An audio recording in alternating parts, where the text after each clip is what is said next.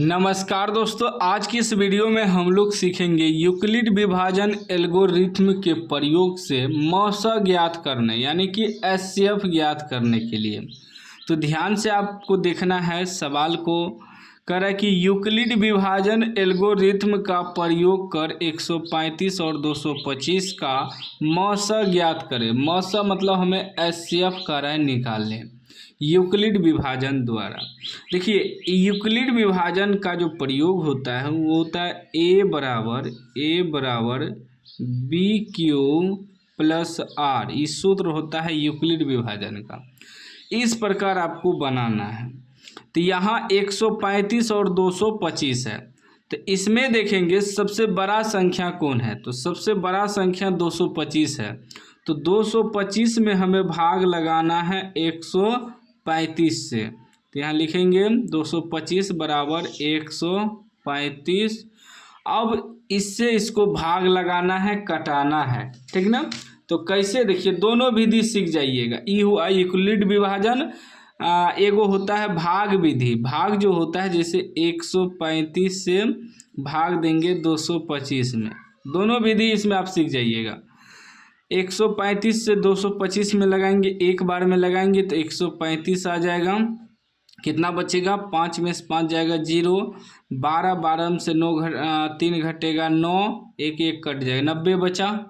ठीक, तो यहाँ लिखेंगे हम लोग 225 बराबर 135। 135 को 1 से गुना किए और शेषफल जो बचा उसको जोड़ते जाएंगे। शेषफल 90 बच गया, ठीक ना। तब तक भाग लगाएंगे जब तक कि शेषफल 0 ना हो जाए। अब फिर देखिए, फिर इसमें भाग लगाएंगे। ठीक, अब 90 से भाग लगाएंगे 135 में। ये हुआ भाग विधि और हुआ एल्गोरिथम विधि, ठीक ना, यूक्लिड विभाजन विधि। अब 90 से 135 में लगाएंगे तो यहाँ 135 लिख देंगे बराबर 90 लगाइए। तो 90 से एक बार में ही लगेगा 90, 5 और 13 में से 9 घटेगा 4, ठीक ना। तो कितना, 90 गुना 1 किए और शेषफल कितना बच गया, 45 लिख देंगे 45। ठीक, अब फिर 45 से 90 में लगाएंगे तो यहाँ लिखेंगे 90 बराबर 45। कितना बार में लगेगा, यहाँ देखिए तो 45 से 90 में भाग लगाएंगे। 45 दूना 90। अब पूरी कट गया, शेषफल 0 हो गया। तो यहाँ लिखेंगे 45 गुना 2 और शेषफल कितना हो गया, 0। जब हमारा r 0 हो जाए, शेषफल 0 हो जाए, तो हमारा मौसा क्या हो जाएगा, मौसा यानी कि एचसीएफ भी कहते हैं। तो हमारा एचसीएफ बी हो जाएगा, ठीक ना। तो ई हुआ, बी के स्थान पे ई हुआ और क्यू के स्थान पे 1 हुआ, आर के स्थान पे 90 हुआ। तो यहाँ देखिए, जब इसमें हमारा आर यहाँ आके 0 हुआ 90 वाला में, जब हमारा आर यहाँ 0 हो गया तो ई क्यू का मान 2 हो गया और बी का मान 45 हो गया। तो बी हमारा आंसर हो जाएगा, यानी कि 45 हमारा आंसर हो जाएगा, ठीक ना। और भाग विधि में भी वही नियम है।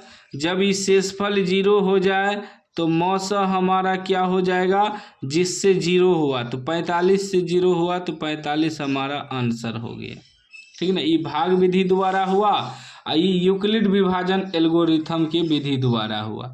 तो आज इस वीडियो में आप दोनों विधि सीख गए होंगे, ठीक ना।